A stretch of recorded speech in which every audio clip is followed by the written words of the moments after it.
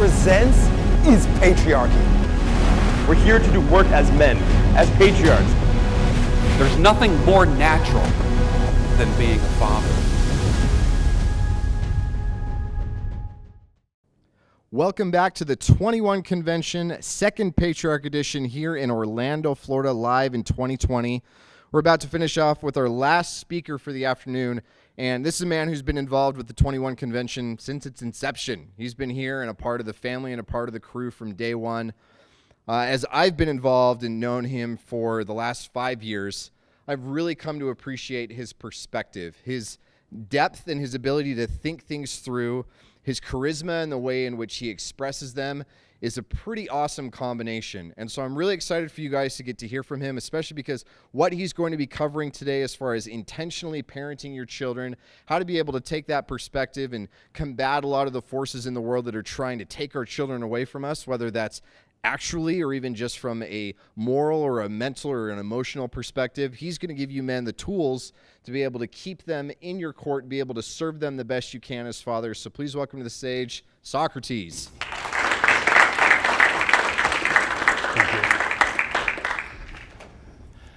Guys, thank you for coming here. I am always stunned when I sit on the stage or stand on the stage at the Patriarch event.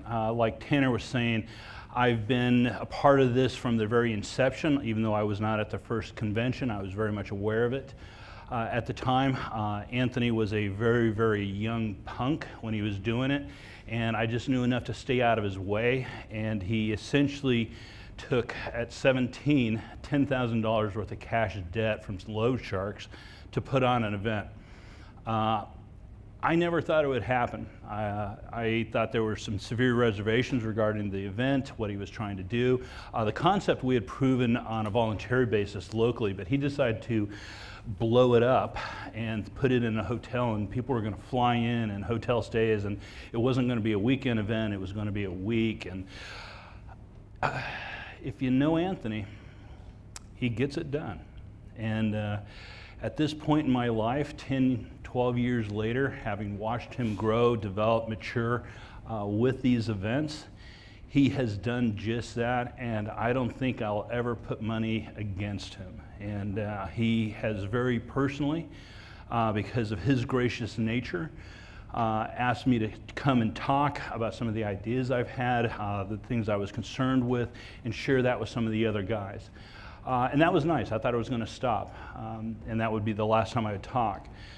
It didn't, and I got invited back again and again. And what ended up happening is, as you talk to men like yourselves, and you're sharing ideas and talking in the hallways and at breakfast, lunch, and dinner over a course of a 3-day immersion event, you have significant conversations.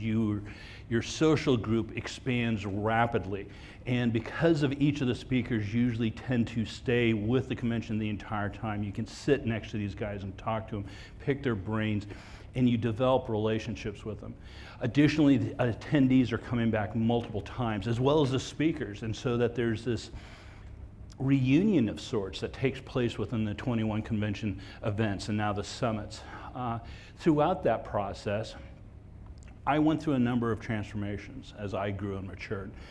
Initially, I had some real strong reservations regarding the sexual marketplace and concerns about that and how do you navigate that. And that's primarily what I used to talk about, is how to help people navigate today's sexual marketplace. Then I started broaching in the subject of me becoming a father and what that was like. And there was no good forum for doing that. And we had a couple of guys, Tanner was one. You know, we talk about Hunter, and he's now known as Zach, evidently. So I'm still getting used to that. And there was this real commonality of saying, we're slipping in talks about being responsible relationships, about being responsible husbands, about what does it mean to be fathers, and sharing that internally and having that on a couple of talks. And Zach, bless his heart, convinced Anthony to put on an event. And they did, and we've never looked back. At this point, it's given me an opportunity to not only talk about navigating the sexual marketplace, as fun as that is, I actually take particular pride in becoming a father advocate of promoting fatherhood, fathers, and child rearing in a very responsible way. And that, to me, is entirely precious because I've seen how much of a better man I have become and how much of a better father I am now compared to where I would have been had I not been peer mentored by the men and the attendees in which I embraced this during these conventions, and has had a remarkable transformation on my life. And so for that, I owe Zach, I owe Tanner, and ultimately Anthony a tremendous sense of appreciation and thanks.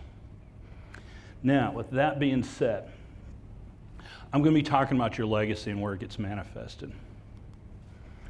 I believe there's no more important project in life than in making good people.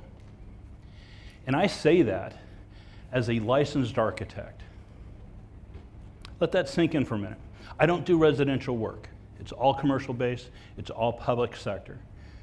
A lot of these are multi-million-dollar projects. They're not insignificant. They're socially based, they're culturally based, and they influence and affect a tremendous number of people and their end users.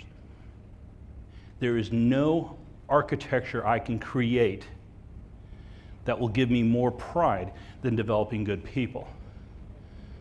There is no award I could win that will lift my heart up like seeing men return improved the following year, getting the call saying, hey, I'm now engaged to that girl that we walked through and we talked with.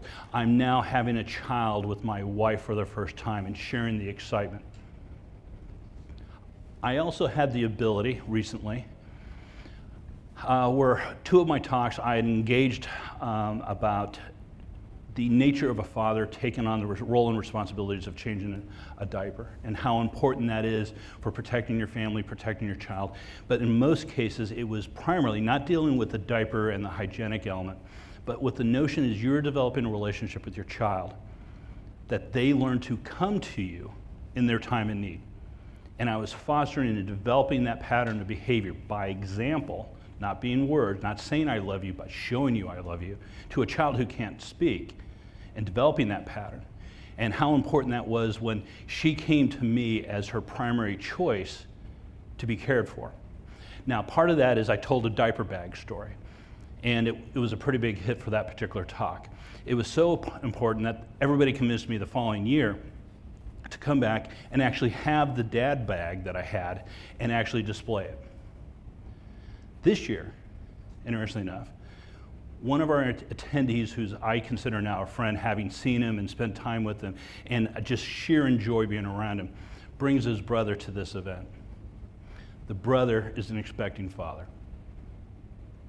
And they asked, tell me about the dad bag.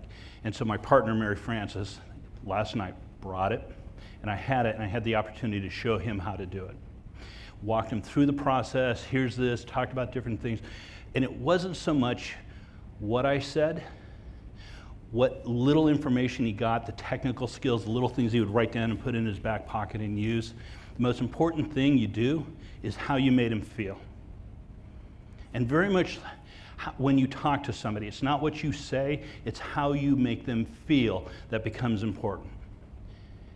And you could see it in his eyes, a shift from a very young man who's going to have the daunting task of being a father for the first time, suddenly have confidence in going, not only can I do this, it's going to be goddamn cool and I'm going to own it. And I'm going to follow up to make sure he does. Tell me, what piece of plastic award tops that? Now, that's something for me. What I want to tell you is each and every one of you has the ability to be a father and command the same level of discipline for a child to create life and be responsible for that. I want you to think about your legacy, which you're going to leave behind, and we want you to leave it behind. And not only we want you to leave it behind, we want you to be Darwinian successful. And being Darwinian successful is not just the fact that you had a child. That's only one tier. To be truly biologically successful, your children need to have children of their own. I want what you do today with your children in developing them to resonate in your grandchildren. I want you to have that legacy. And we don't really talk about that as men, and we need to start. Now, Texas Dom is sitting in the audience, and he said something probably 3 years back that I will never forget. He goes, you will never completely understand how insignificant your children are until you see and hold your grandchildren. That's impressive. And in particularly from the man and his background, his story, and what he's doing as a patriarch for his family that will be passed through and down to his grandchildren. I'm humbled to be considered his peer in an event like this. In all honesty, I'm humbled when I think of Tanner Guzzi. I think of Hunter Drew. Sorry, Zach. I think of Tex. I think of the guys who you've seen here, and I think I have to fill some very big shoes if I'm going to stand next to them. It's daunting. But I want to focus on this because that's a commonality we all share. And what I'm trying to tell you is if any one of us can do this, we all can. Make up your mind to do it. If you think your legacy is important, make it your job to do so. By the way, when we talk about raising children, there's no better system to do that than stoutly committed fathers. Fathers who are present, fathers who are available, fathers who listen, fathers who are willing to teach. We're not here to raise children. We're here to raise our replacements, because children are here to replace us in a very literal sense. We should be treating them like understudies. We're here to nurture and develop, train, and to give them the stage experience in life so that they exceed and they excel. But more importantly, like their education, we don't give children an education so they learn. We educate our children so that they will then teach and educate theirs. And we need to start thinking generationally if we're going to change the world today. There's a term for this, and this term is called patriarchy. Now, this term is verboten. You're not allowed to talk about it. You're not allowed to express patriarchal tendencies. And by discussing and bringing this term up, we are crossing a Rubicon, a social river. Now, when you do this, you shouldn't just cross into a territory and wander aimlessly. The point of crossing a Rubicon is not just to cross a social boundary. You cross a social boundary, like the Rubicon, to seize Rome, to march on Rome. The Rubicon was the outer boundary, the outer limit. You need to march on Rome. And it will not be significant enough just to banter about and show these ideas. So what's Rome? I have a question for you. Who raises your children when you outsource education and development? When you send your children to school, who teaches them? What's the social contract? You send your children to a school that's in your community, should reflect your community, and should reflect your community values.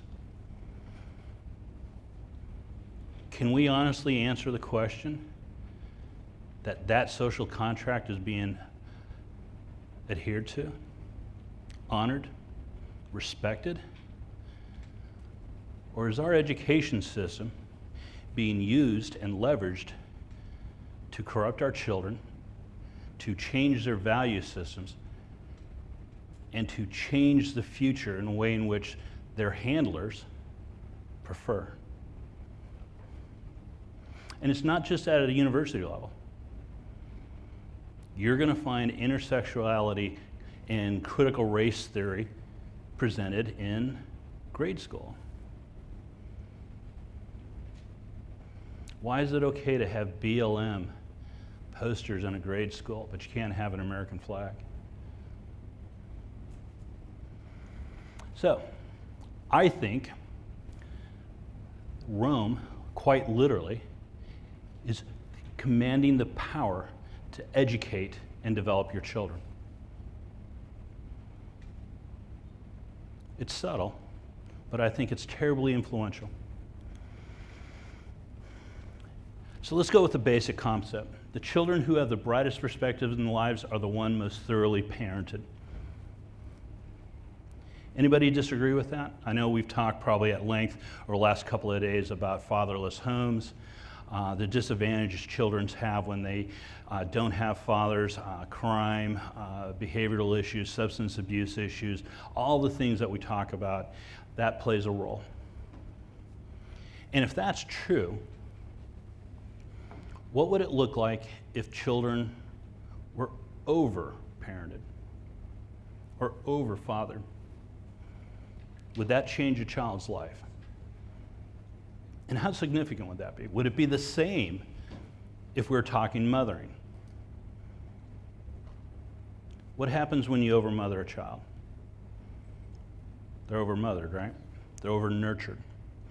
And they essentially become weak. You'll hear that refrain in a number of talks. And there's a reason for that. Women make poor fathers. Likewise, interestingly enough, I believe men make poor mothers. I think we need to have appropriate roles at an appropriate time for children's development. Here's a biological issue, and this is a ground fact we're going to have to work with. This is a limiting parameter. Before the age of 5, 90% of a child's brain is developed. Neural pathways, conditioning, a lot of behavioral elements, personality, characters, all those sort of things. So if we're going to be concerned about our legacy, we need to start with the birth, let's just say the birth of our child, at 0 point birth forward. Obviously prenatal is a tremendous issue, but let's say with the things that we can truly control. From birth to age 5, I think we need to make it a priority that we have a primary caregiver and support giver that child can rely on. It's essential they have that. And this is also during a time period when they're very, very young. They have inability to speak. They cannot communicate. They have needs. They cannot express themselves. They don't know how things. And it's critical that you are providing that or someone's providing that that's consistent.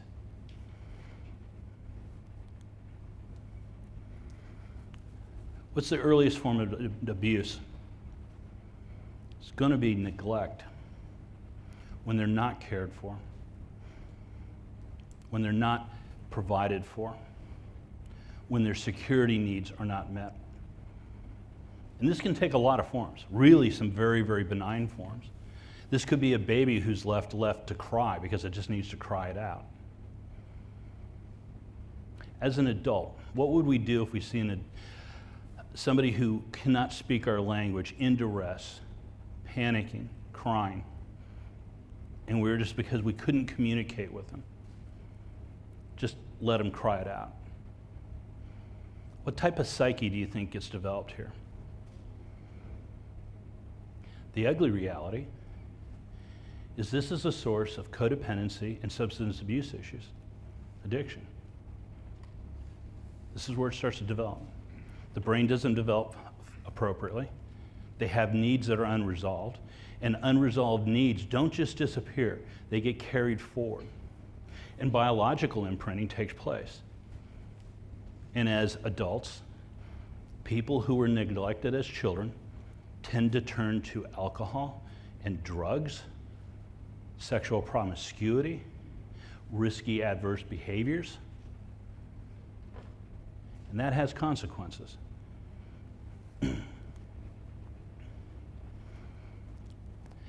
If neglect is the early form of abuse, and we know it has detrimental effects on the development of a child, what does physical abuse do?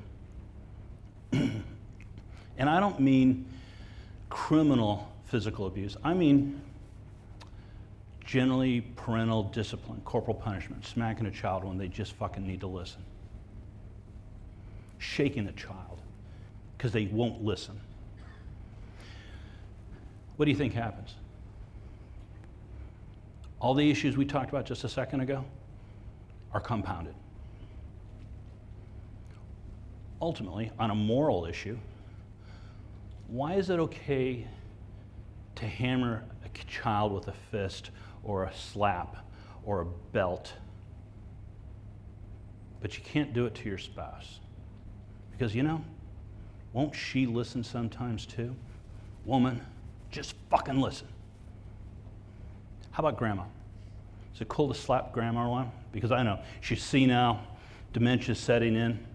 Can we just slap her and get her in the car, get it over with? Come on, we're in a rush, grandma. Give her a cuff. Morally, it's not acceptable. I'm a supervisor at work. I'm telling you, there are times I'd love to just bitch slap my employees. You said you were going to do something. You promised me we needed to do something. It was deadline goddamn centric. You knew you had to do this, and you fuck off. Why can't I hit them? I think it would improve their efficiency.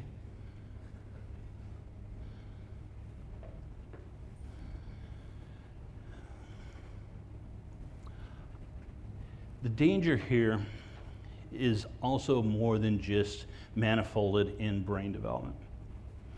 You're teaching your child a language. They learn through imprinting, by our experiences, by our leadership, by the things that we do and say in tonality, and they're adept at it because they don't have the ability to communicate, particularly young. And that language you're teaching them is violence. Violent people are not creative. Violent people don't know how to think outside of a box to look at alternative solutions. And that's going to play out in a number of professions. And violent people will pass it on to others. If you were taught this was permissible, you're more than likely to do it yourself. If you want to strengthen your family tree right now, make it a promise. Slow yourself down. Take a deep breath. Walk away. Don't hit your kid. If you really want to prepare yourself for it, because this is going to happen. A number of events are going to happen. You're going to be stressed. You're going to be tired because that's when it happens. You're going to be overloaded. Kid's not going to be responding. You're going to be having a conflict of interest.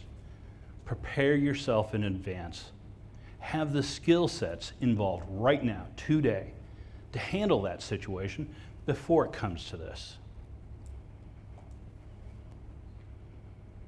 For a lot of people, if you just did this in life with your child, you're improving your family legacy. And the interesting thing about trauma and abuse like this, what doesn't get transmuted gets transferred. You have the ability to sidestep that completely. If you don't do harm, you don't have to worry about that harm being transferred to your grandchildren. It doesn't exist in the first place. Not only that, they will be brought up with the knowledge of it, and I can guarantee you they will probably pass it on to their own children because it was an expectation of their life, and it reflected it, and they imprinted it, and they will pass that on. I think you have an awesome ability to change your legacy just by doing that. This is nice. Where's the problem? Dads aren't usually the ones hitting the kid. Who hits infants? Mom does. A single mother in particular. We typically assign early child care and support and nurturing and primary caregiving to the mother. What happens when that woman gets overloaded? particularly within today's demands. Because I'll be honest, the demands today for mothers were not the same for their own mothers. The expectations have risen dramatically. There's a tremendous number of more pressures being involved. Social media is driving a lot of that. An awareness of how much better other mothers are doing, and this competition anxiety, betterment, am I good enough? Okay, and then you get a little kid who acts up, who's crying, a baby that shits himself, and you're tired, your back's hurting, whatever the hell's going on, you're hungry, and you just want peace and quiet, and you're overwhelmed. What happens? Mom loses control. Mom hits the kid. As a patriarch, as a leader of that family, it is going to be your job to make sure that doesn't happen. First way you do it is you communicate it. You make it clear, and I mean crystal clear, that this behavior is not acceptable. You back it up. You lead by example, and together, the two of you develop protocols for how to handle a misbehaving child so this doesn't happen. Third thing, I need you guys to read the subtext on her body language as this is taking place. You need to know the difference between fine and fine. You didn't hear the difference, you need to see the difference. Watch her body language.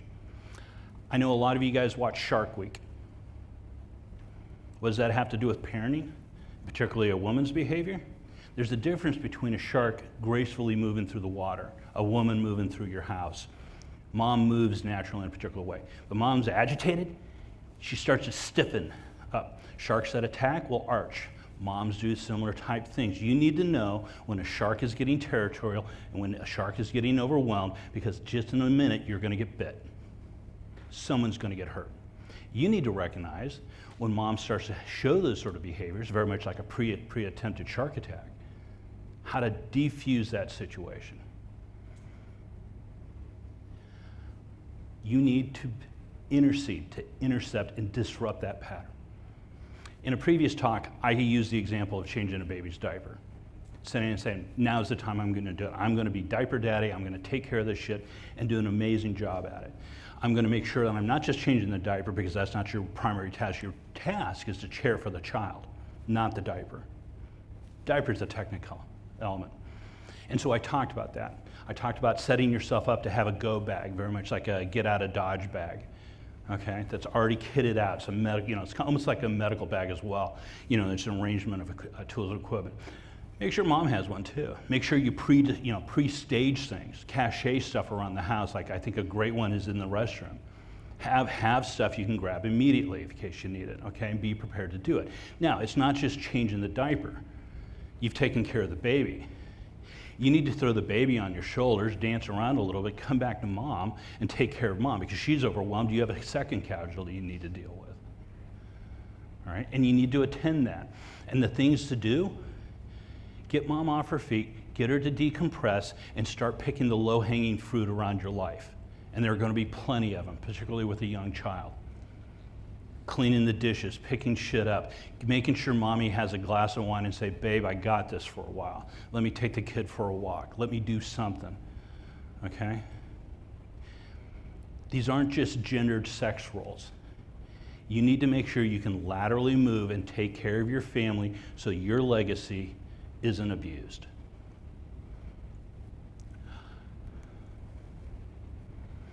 Second one, daycare is dose dependent.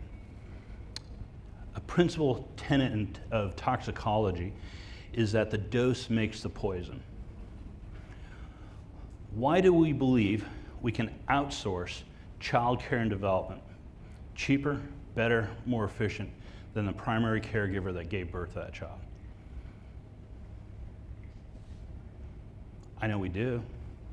I know there's economical reasons, because we have to have two parent incomes, because we haven't structured our lives to make sure this doesn't happen. I think we need to plan better. I think we need to reshape our lives. I think we need to make sacrifices where we need to do.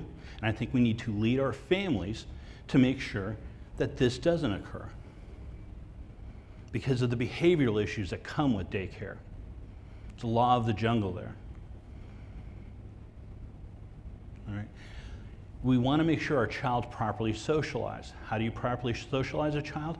Have them engage appropriately with adults, with children, and teenagers throughout a mix. They need a mix of behavioral responses. They need to be engaged. This is called FaceTime parenting, when you actually have the parent and the child having more FaceTime. By the way, 25 years ago, almost unheard of. I know in my particular case, my mom got us dressed, we had breakfast, our teeth were brushed, we were literally opened the door, kicked us in the ass, and told go and play in the street. Mom didn't do a whole lot of FaceTime parenting. Those days are over. And we understand the value of FaceTime parenting. Children are better behaved, they develop quicker, faster, they retain more knowledge, they're more socialized, less behavioral issues, less substance abuse issues. Again, more thoroughly parented, not outsourced cared. This is your legacy.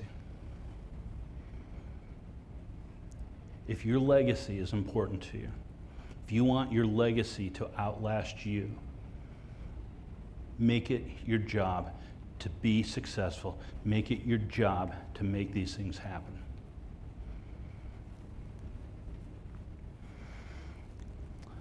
The interesting thing with child development is between 0, birth, and 5 to 7 years, evolutionary speaking, a child's now complete. They essentially, previously, were able to join the tribe and be a semi-functional, self-caring, autonomous individual. Now, very likely they had very much kinship bases, they had families they cared for, and alliances within that network, but a child was expected to go to work, help support the tribe and the family. That's our genetic heritage. Now, these happen to be Neanderthals, but they're a stand-in for right now. And I would sit down and say this, that on several talks I show a brain development graph, and it is incredibly steep over millions of years. A lot of anthropologists will sit down and say that's because of tool use, obsidian flakes. There's truth to that. Others will sit down and say it's because we went from scavenging and foraging to consuming large bone structures and bone marrow and extracting tremendously nutrient-rich bone marrow. That's also true. Okay. What we don't hear a whole lot about is extended parenting, childhood development. And there's a reason for that. The longer a child is parented and more thoroughly, the more likely they're to survive. Now, we get in some interesting components here. Why support your child beyond this time period? There's a decisive advantage for doing so. The percentages of your child surviving to adulthood and having healthy, viable children of their own greatly increases. Okay? We talk about men wanting to be seed spreaders. All right? That's technically true. Why monogamy? Why does our species and mammals tend to gravitate towards monogamy? It's a consolidation of resources. Because once you find an appropriate mate, you don't want to kill yourself like a lot of animals will, fucking everything around. They will literally breed themselves into exhaustion, and most of them do not survive the mating season. Our species kind of figured something out. Now, a lot of times this may be divested. You may have a separation of the parent and the father, okay, and a recoupling with somebody new, very much in our matrix. But what we find is those that actually survive the longest, and this has been a number of studies even amongst indigenous populations, is that those that survive adulthood tended to have consistent parenting throughout the course of their life. We also can talk about R and K theory and development, okay, and it's resource-based, and it's the notion of how do animals look at their environment, consider the resources available, the degree of predation taking place, and how do they respond in a mating situation? How do they respond in the types of children that they end up have or offspring that they have? So the easy way to remember the R is rabbits. Rabbits typically will be found in resource-rich environments.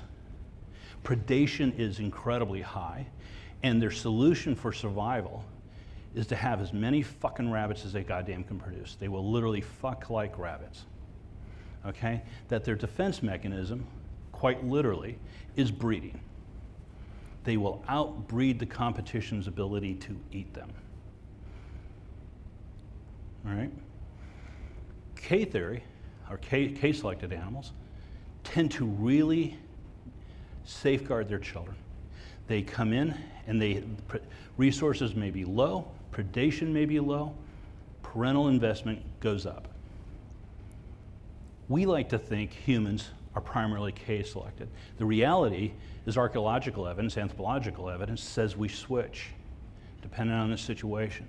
And for the vast majority of our evolutionary history, we were moving into new lands and competing against that lovely couple there, Neanderthals, coexisted. In many cases, they may have been larger than us, definitely stronger, more stout, and fascinating enough, I gave a talk on this as well, they had larger brains than we did. And we outperformed them. And there's a number of reasons why. And in particular, a smaller brain is economical, and particularly in the way in which our brain development occurred compared to theirs. All right. But if we are traveling into their territories, you can bet your ass we're breeding. And I would propose that we outbred them. I think we fucked and mated like fucking goddamn rabbits, and our children were plentiful among the plains. And then we utilized tool resources. Our differing shape brains, frontal cortex, and we weren't just a killer ape. We were a murderous ape. I think it was at that time, once we had the numbers, we had the resources, we were out-competing them based on the natural environment, that we actually did kill them off physically. So, I would propose to you that we would want to be case-selected, more parental investment. But understand, depending on where you're at, you may have beneficial being able to slide back and forth. Ultimately, I think we need to understand our human nature and child development and look at reasons why we would want to consider parenting beyond this age range other than it's a legal obligation. And if we're going to do so, why stop at 18? Why is 18 a magic number? You know, incidentally, human brain development still actually solidifying itself at age 22, 23, 24, and 25. Why 18? Maybe as a parent who's concerned about their legacy, might want to reconsider that. Might want to think about the honest to God investment you have in your child. And what does that mean? So let's talk about this. I think there's a massive difference between the roles and situation that a mother's inherently vastly superior for. Those tend to be nurturing, and they tend to be primarily important at the very early age of a child developing between infant and childhood. What I'm not showing here, but it's implied, that fathers here cultivate. And that tends to be more important between childhood and adult. And so what happens is that mommy's value in nurturing diminishes as the child gets older. Okay? And the father's technically rises. We become really important here. Now, that's very basic, but there's the third equation, the child. The child is completely dependent over here, and you want an autonomous adult over here. So just because dad's very influential here, it tapers off as the child becomes more autonomous. That's natural. So when we start looking at this, where is dad really effective? It's going to be right here. All right? We need to consider that. But what do we have? Is this an honest graph? Is that what happens? Nope. That's what happens. Mommy nurtures the child. Daddy may be involved. The more he is, the better. But typically, he's not playing a truly primary role. The state is, as soon as you send the child to school. And do we think it stops at 18? No, not particularly if you even go to college. Now you get another 4 years tacked onto that. What are the other ways in which the state imposes itself upon development of your child? Remember when we talked about neglect and abandonment issues, substance abuse issues? What's another form of that? It's an insidious one. It's one that's really not talked about. Here's the really ugly part. You're paying for the habit. It's called welfare. Children who are neglected at home at an early age do not develop appropriately, do not be self-supporting adults, and therefore require on the dependency of the state government that then comes back and taxes you. You're raising other people's children.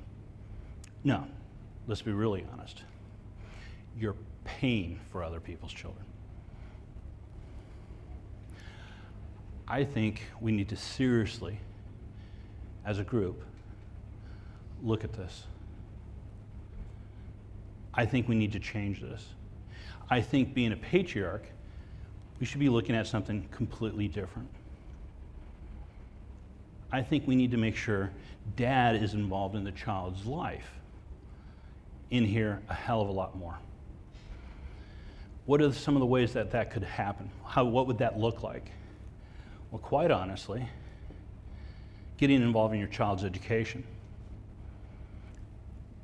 Sending him to schools that reflect your values, reflect your community appropriately, that you don't have your child indoctrinated with values that are not yours. Really want to take issue with this?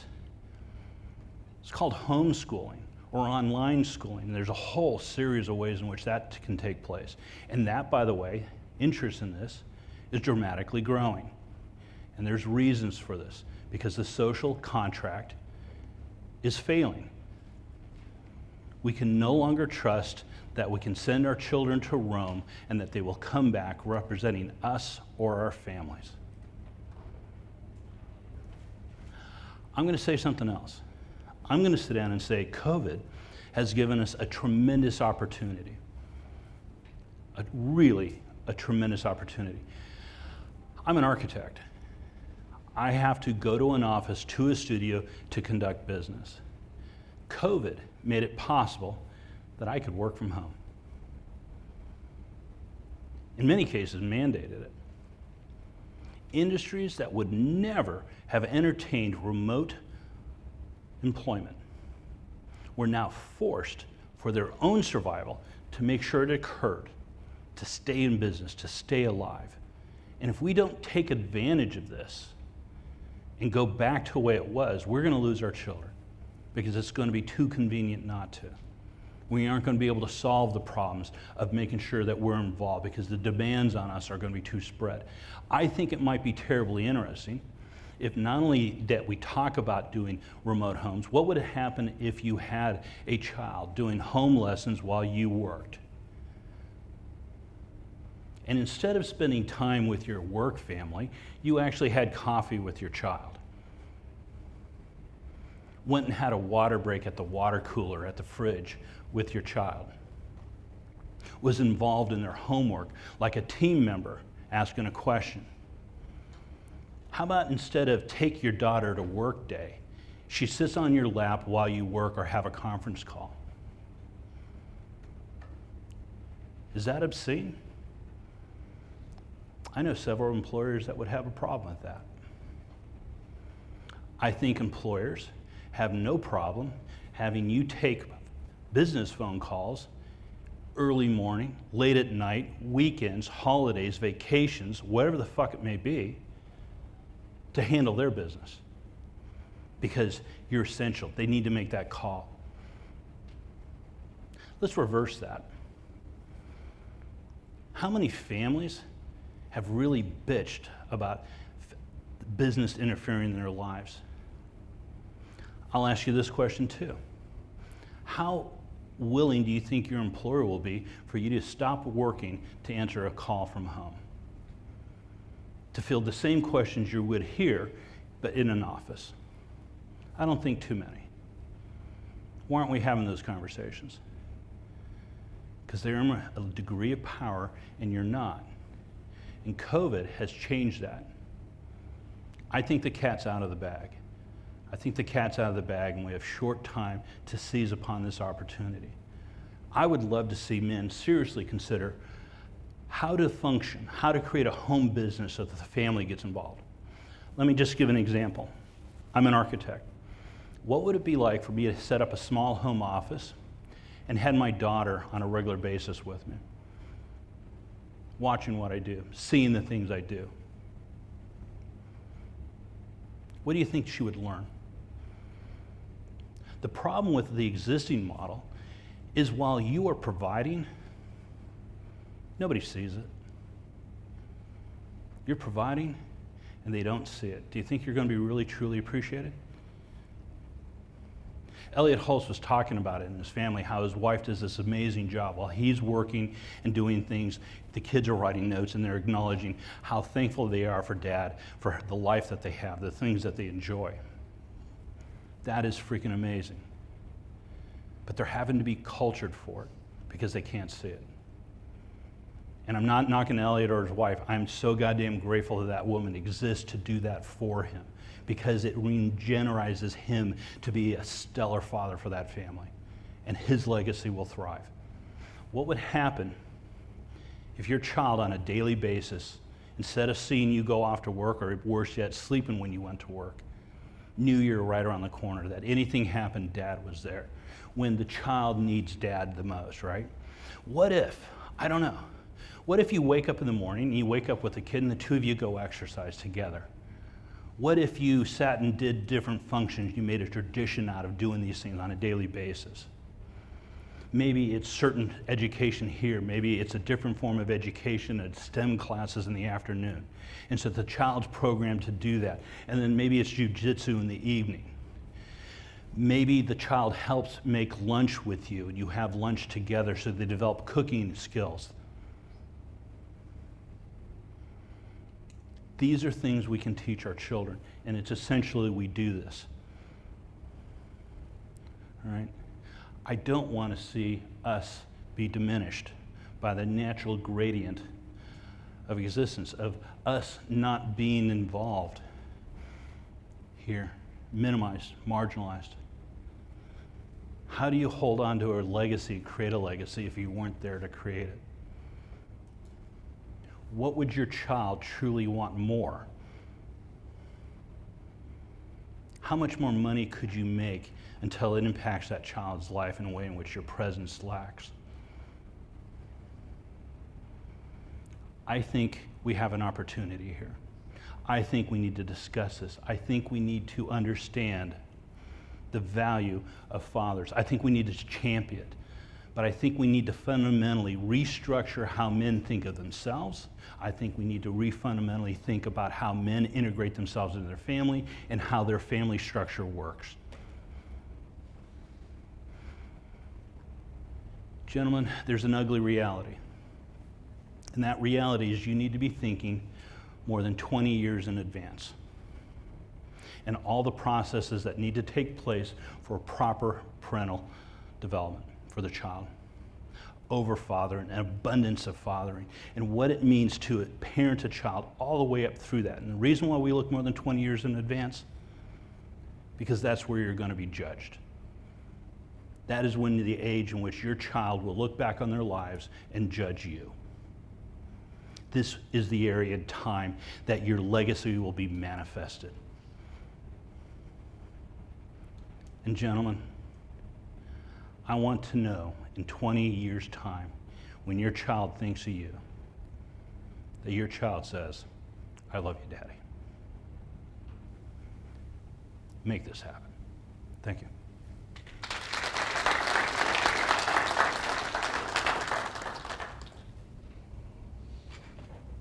Any questions for Socrates?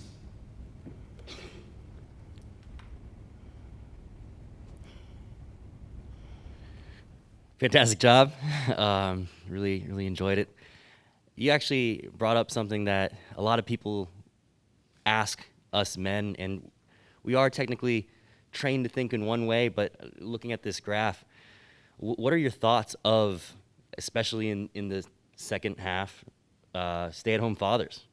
It's become more of a modern new thing, and especially with COVID, you know, I know a lot of people who are now transitioning to staying at home because they got furloughed or dropped from their job, but their wife was able to continue their jobs. So I just wanted to get your opinion on that. No, I think that's a kind of it's very much in debate right now. I know that George Marino and I kind of did a thing on Twitter about that. He was trying to say, give me a justification for it. And I said, your legacy. And the reality is that, you know, maybe mom's value diminishes here nurturing a child. But the issue is mom's value doesn't plummet truly like this. I mean, obviously with the autonomy of a child, both dad and mom become less and less significant. But the issue is that mom needs to switch. She needs to invert here to maintain value. And so she needs to change what she's doing, all right? Now, we sit down and say primarily over in this left-hand corner, which we say is that, let's say the first 3 years out of the 5 or 7, is primarily with a child. I think there's an inversion that takes place that mom then becomes free as the child starts to become a lot more autonomous, that mom then resorts to nurturing the family, supporting the family, particularly dad, okay? Not just the kids. And I think then you'll see a massive transformation in that family structure. Mom's value doesn't diminish. The problem is feminism has taught the value of femininity. Those traditional valued traits of virtue are irrelevant or to be scorned. Now, I think that I don't particularly care who earns brings home the bacon or the money. I think that it's important that it does. So what I'm not advocating for is for daddy to become mommy. I don't want men to be substitute mothers. If you're gonna stay at home and be the primary culture divider, cultivator, you do that. Okay, and I don't care if your wife goes to work. I know there's some arguments about, putting women in the workforce, everything else, but I think it's entirely possible. What if you actually structured your life that you had 2 income earning families that were at home and could alternate between the two, back and forth, and had a child there? So what would that kind of look like? Well, historically, we know what that looks like. Historically, that's called the family farm, right? It just happens to be agriculturally based.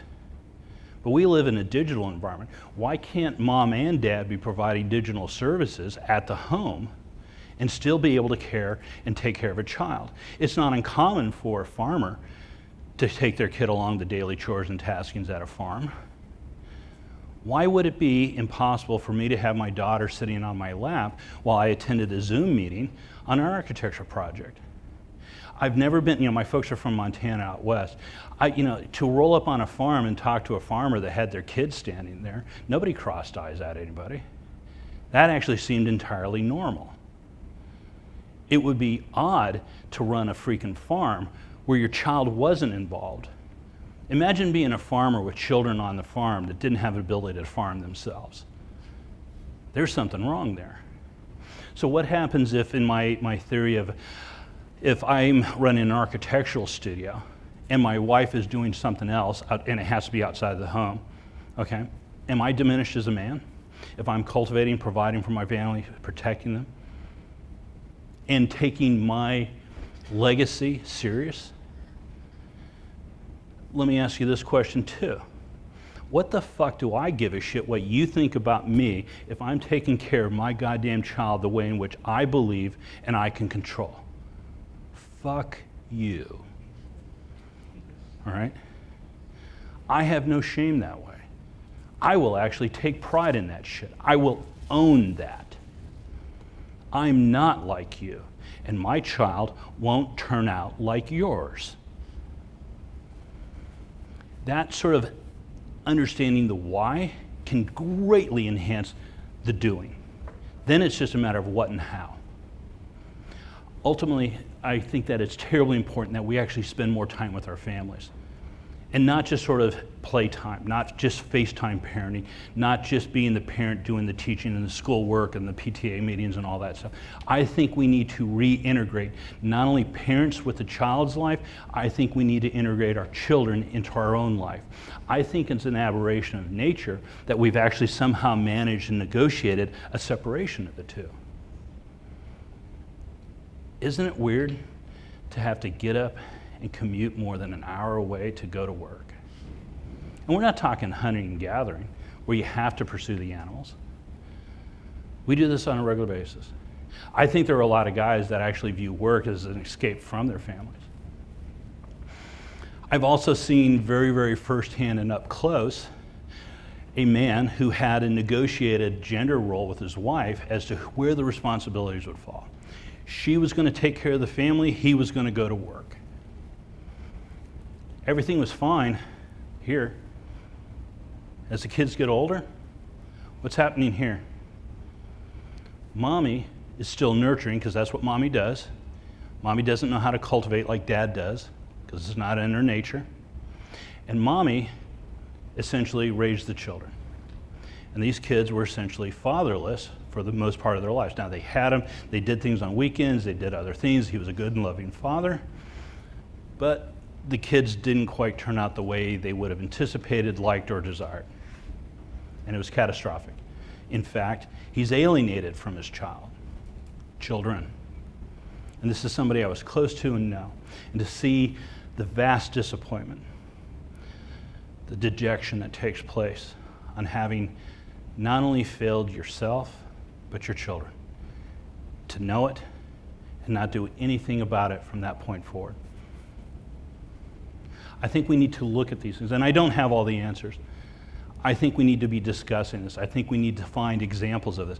I think it's actually fascinating, and I don't want to call anybody out, but I think there are men who have been on this stage that are doing just that. I think there are men that are looking and working from home that are terribly, terribly involved in their children's lives, and I think their legacy and their children are absolutely going to benefit from it.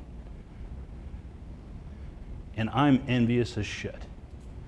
And so I'm personally looking at this.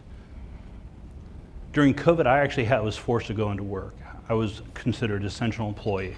And I also realized that because of the nature of my job and what was going to take place, it was essential that I went into work because I couldn't do the work at the house because of the age of my child. The disruption would have been too great. My child's a little bit older, boundaries are a little bit better, and I need to be here. And so you're going to see me in the next couple of years doing just this.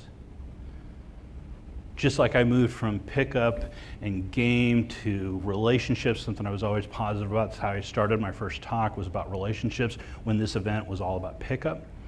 I'm going to be transitioning to that, to fatherhood, to very likely a very alternative relationship family structure in which I cultivate my child and I seize control of their education and development, and I don't let outside influences, and particularly tribal instances that don't have my values, raise my children. Any other questions? Thank you.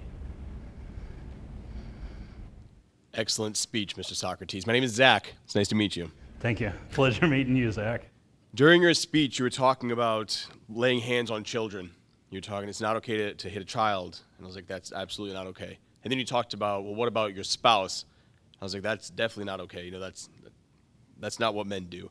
And then you talked about grandma, and I was like, man, that's just uncomfortable to think about. And it made me think there are a lot of fathers who are going to go home, and they're going to have this motivation from this speech, and they're going to be fired up. They're going to want to change things. And when they start to implement change, there's going to be some pushback, and that's going to be just as uncomfortable as thinking about hitting your grandmother.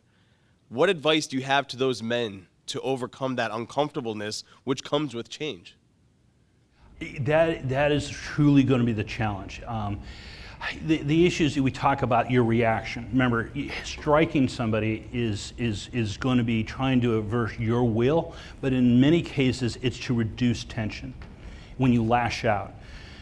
Being able to stop, and it's going to sound really stupid, stop and take a massive breath. Really inhale. Because when you're physically lashing out, when you're hitting a child and you're responding because you're overwhelmed, you are in limbic thinking. You're in animalistic thinking it's fight or flight, and right then it's fight. And unfortunately, it's your child, your spouse, your grandmother with dementia. All right? So the question is how do you get out of limbic thinking? You calm down. And the fastest way to do that is take a full breath, let it out. Take another one, let it out. Relax the muscles, get the dopamine and serotonin hits. Know that you're going to feel uncomfortable. Know that this child is doing this. Know that you have 3 seconds. I'm not going to do anything but breathe for 3 seconds while my kid yells, screams, and does all sorts of crazy shit. Because my child and legacy matters. I also think something else. I think it's also terribly important to not just say, I have patience. I think you need to verbally say out loud, because it's important to say it, particularly while you're breathing, going from limbic thinking to a more steady state, using your cerebral mind. I love you. Think about that. Can you strike your child and simultaneously say, I love you? I think that's going to be a challenge. And if you have to say it again and again and again, do it. I love you. And just hold on to him. You don't have to shake him. Just hold on to him. I love you. I love you. I love you. In pickup, we talk about the strongest frame controls the ultimately where the energy goes. The strongest frame wins. That child is negotiating through behavior. The strongest frame is going to win. The question is, are you able to do it peacefully, tactfully, using sophistication and grace and love? Or can you dominate that child?